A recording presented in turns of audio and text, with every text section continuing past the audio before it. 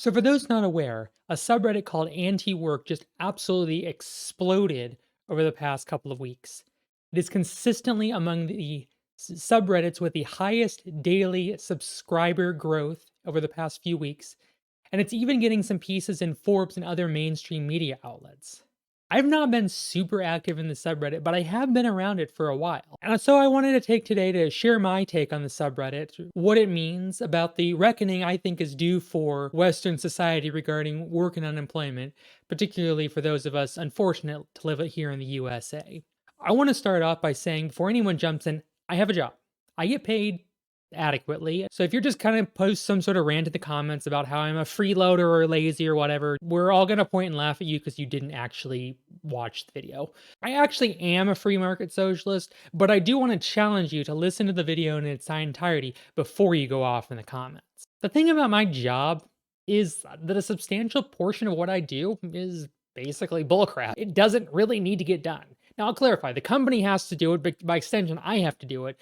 But in the overall mission objective statement of the company, nah, it doesn't actually have to get done. I work in an addiction recovery clinic, and a lot of my time is spent doing data processing and contract compliance in the back office. Some of the work I do, preparing notes for staffing meetings to actually assist the clinical staff in treating patients, that's actually useful work. But a lot of what I do is just attaching footers to electronic documents, pushing paperwork around, and generating and cleaning data for state contracts. It's not useful. Clients aren't being helped, clinicians aren't being helped, and no real value is being generated in any productive sense. And I imagine if you ask the clinical staff, they'll probably tell you that a lot of their time is not spent actually helping clients, but just filling out charts, submitting billing paperwork, preparing for various accreditation and contract audits, and similarly inane tasks that don't really contribute to the overall well being of society or even the productive mission of the company. Chances are you feel the same way about a large part of your job as well. Indeed, a great many jobs serve no real purpose for society as a whole. Rather perversely, these seem to be congregated more towards the upper end of the income spectrum. We know if we lost our garbage collectors, our mailmen, our teachers, and even our fast food cooks and servers, and the world would probably be a worse place without our artists, musicians, and authors. But would we know, or would we care, if all the day traders, cryptocurrency moguls, and vice presidents of accounting suddenly went on strike? I don't think the overwhelming majority of people would know or give a damn. Heck, take away the corporate attorneys and lobbyists, and society as a whole might well be better off. And it's not just that many jobs and much of the work we do each day is in many ways meaningless. Employment as it is commonly structured is soul sucking in many other ways as well. Whether it's overbearing, micromanaging bosses, rude and entitled customers, whether it's the inability to schedule one's life around work schedules that can vary from week to week, 16-hour shifts, split shifts, close and open shifts, and being expected to cover other shifts on minimal notice, all of these indignities have been born only due to the inherent fear and anxiety that many people have, worried that they may be fired on no notice at all, with little recourse due to the nature of employment in the US being largely at will.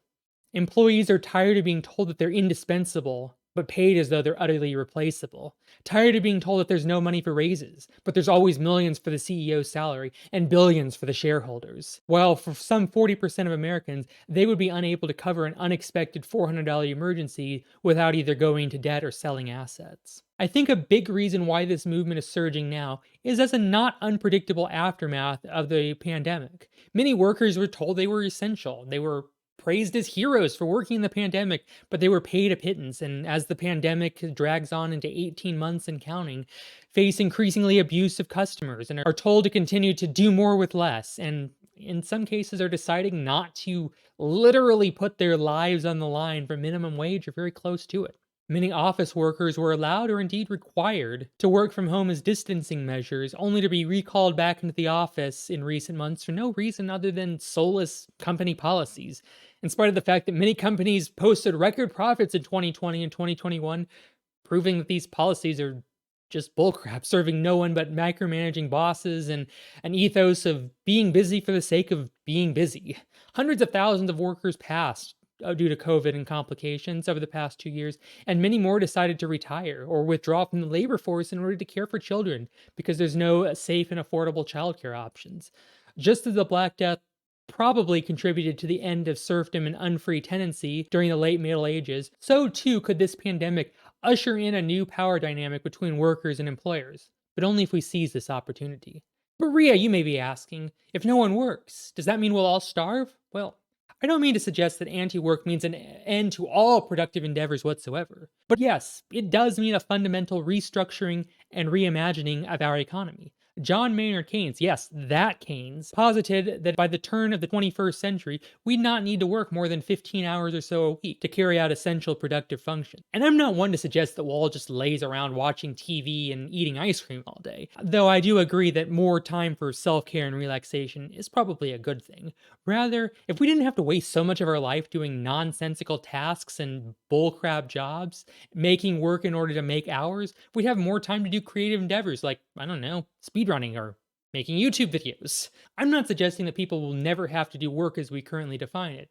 And indeed, some people are very passionate about their jobs and by all means continue at it. But I think we should not look so negatively about the idea that we can maybe eventually automate out a lot of the jobs, a lot of the work that gets done these days, particularly in lower skill, lower paying positions. If robots are coming for the jobs, well, maybe that's not a bad thing. Perhaps we should embrace it. Yes, it would require decoupling incomes from labor and probably a universal basic income, but I don't see that as a net negative. Work for its own sake doesn't have any real value, and those who feel otherwise are more than welcome to go dig ditches and then fill them back up. But there's a labor shortage, I hear, Rhea. Well, one South Florida man went around and applied to 60 entry-level jobs from companies saying that they are desperately hiring, only to get exactly one interview, offering minimum wage. Shortages, by definition, require an imbalance of the quantity supplied and quantity demanded within a market, and reflect that prices are too low within that market. Prices always seem to rise and fall for other markets due to the forces of supply and demand, but somehow when it comes to labor markets, too many businesses don't respond to shortages by raising wages and improving benefits, but instead they come whining to the government, buying billboard ads and complaining on media. States that have ratcheted back and expanded unemployment benefits did not see a noticeable increase in job hiring activity, as would be expected if the root cause was people were just mooching on unemployment checks. And that's not just in retail. There have been horrible stories of EMTs deciding, hey, I'm going to go work for fast food and make 12 bucks an hour instead of being traumatized for 14. Nurses have quit the profession after being verbally and physically abused by patients. Even doctors, a relatively high paying profession, are in some cases being financially crushed by decades of student loan debt plus years of residency being paid a pittance, all while being forced to work 80-plus-hour weeks because some guy back in the 1930s laced out on cocaine figured that was an acceptable workload. The Great Resignation, as it's been dubbed by some media outlets, is about wages, yes. But it's also about overbearing job requirements, crappy managers, and unrealistic work expectations that make any semblance of a work life balance deader than disco. It's about ratcheting back employers' expectations set during the Great Recession that a front office staff member doing basic secretarial duties needs to have a college degree and 3 to 5 years' experience just to get in the door. And confronting companies that are allegedly hiring a system administrator but offering frontline help desk pay. Ultimately, I don't think the end goal of fully ending all work whatsoever is going to happen anytime soon. But I don't think it's all far fetched to say that we could have a fundamental restructuring of the power dynamic back away from employers towards workers. Already, we're seeing quite a bit of strikes and other organized labor activity, with John Deere and Kellogg's being two of the more prominent companies currently facing organized labor activity in the pursuit of improved working conditions and more wages and benefits. And before somebody posits that union activity is unfair, I challenge you, what is a corporation but a union of capital acting in concert with one another for the pursuit of greater profits? And if capital is allowed to freely unionize and conglomerate together, why not workers too? Indeed, with more corporate consolidation and fewer employers in many sectors and locations, it might be said that it is essential in order to start to reverse the monopsony power that companies have wielded in the labor market of the past 40 years. And I don't think that's far-fetched in the slightest. But let me know what you think.